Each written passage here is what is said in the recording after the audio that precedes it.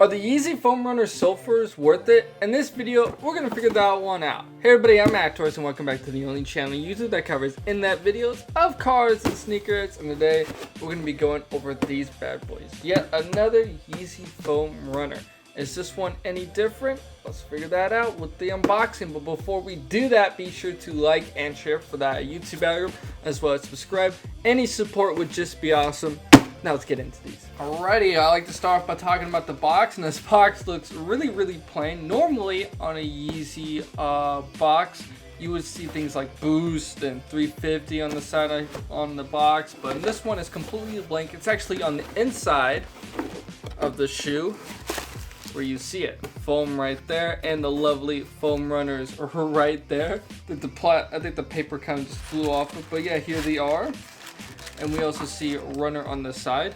First impressions of these foam runners is they look really weird in this lighting. They kind of look like a yellowish green. They're supposed to be kind of like a sulfur, yellow color, but I don't know. This one is because this looks weird under the lighting. Moving the wrapping paper, you can see the other parts of the shoe.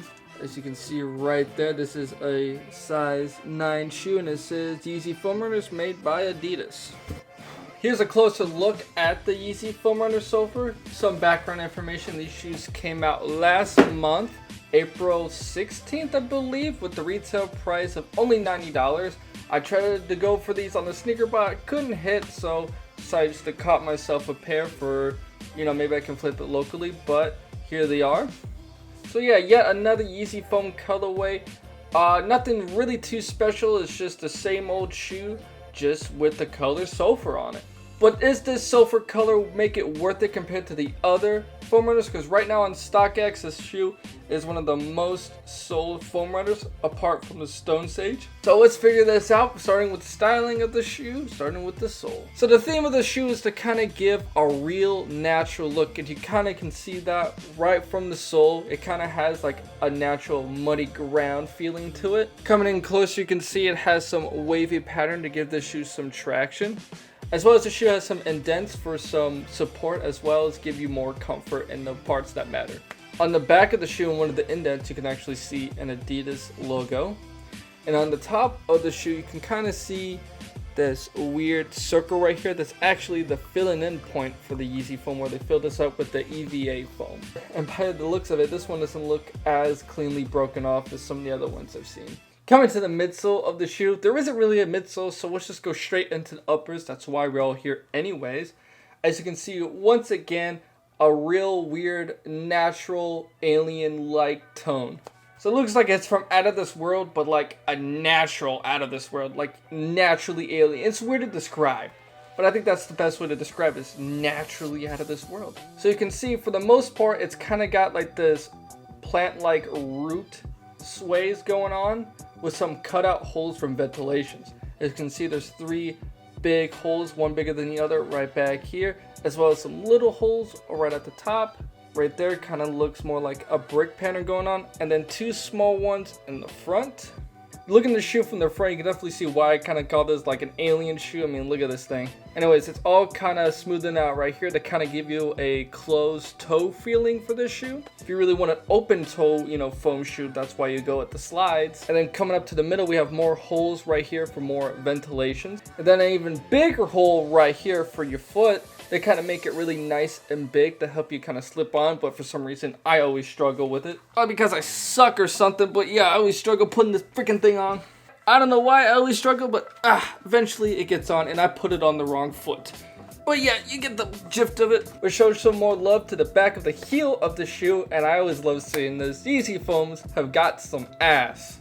Seriously, I mean, look at this thing, man. It's like it's got an hourglass going on here, bro. Sneaker really does have some butt cheeks, man. I mean, it's funny. Apart from the jokes, man, I mean, the rear of the shoe does have a nice rear. I kind of had to make it thick so the bottom of the heel is really comfortable, but it's just kind of funny how it turned out like this. And the top, it kind of edges outward like that, just so you can have some grip with your fingers to put the shoe on.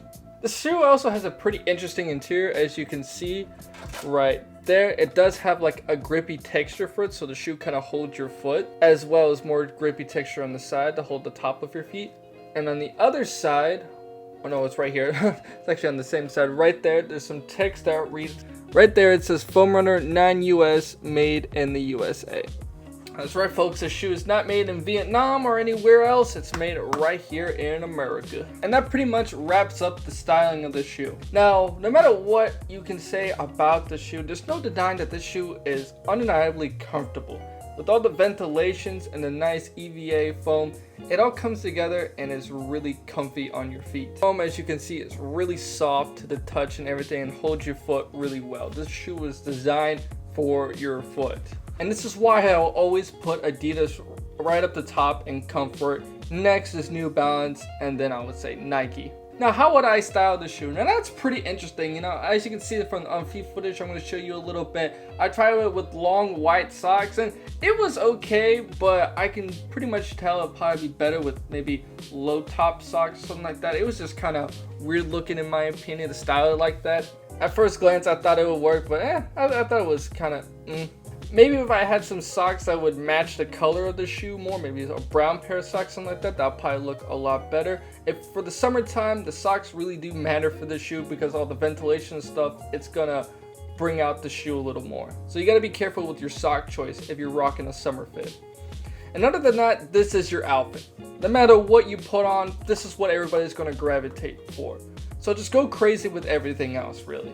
Try to match the shoe, maybe try to go with an alien look too yourself, maybe go with a natural earthly tone look like Billie Eilish style, you know. Me, I always thought this shoe would look really good with maybe low top socks, maybe a gray pair of shorts, something like that, and maybe a hoodie on top or something pretty baggy, I don't know. Just really go crazy with the styling. And if you're looking to buy this shoe, I would definitely go true to size or maybe size up a little bit. I'm really a size 8.5 and this is a size 9 and it kind of fit right on the money. I feel like if I went an 8.5, it might be a little bit tight, so I would suggest trying on the shoe so maybe you can figure out if you need to size up or not. Because I had a lot of people say that this shoe is too big or too small. It's really weird. Now if I give a score between this shoe between 1 and 10, I would really give it like a 6. Okay, so it gets most of its points from the comfortability and the outrageousness of it, but it's just not outrageous in my kind of tastes.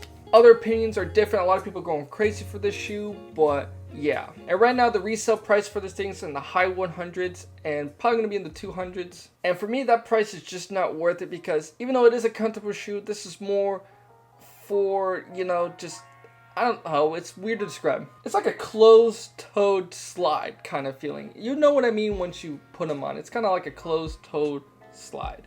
And for me, that's not worth that kind of price. And another reason why it's not really worth that price is because of the foam. I know I said it's really comfortable, but it does crease up a lot and the durability is kind of lacking. Like I've seen, you know, within months of time, this shoe is just all kind of creased up. And I know creasing might sound good on things like a Jordan 1, but on this shoe, it's really bad because you can start to see it rip. And I've seen a lot of Yeezy foams where this part right here, where it kind of connects the heel to like the middle, is completely ripped off. So that's why I don't really think it's worth that much because it doesn't really last this long, this shoe. But who knows, if you take really good care of the shoe and you really like this shoe, it might be really worth it to you.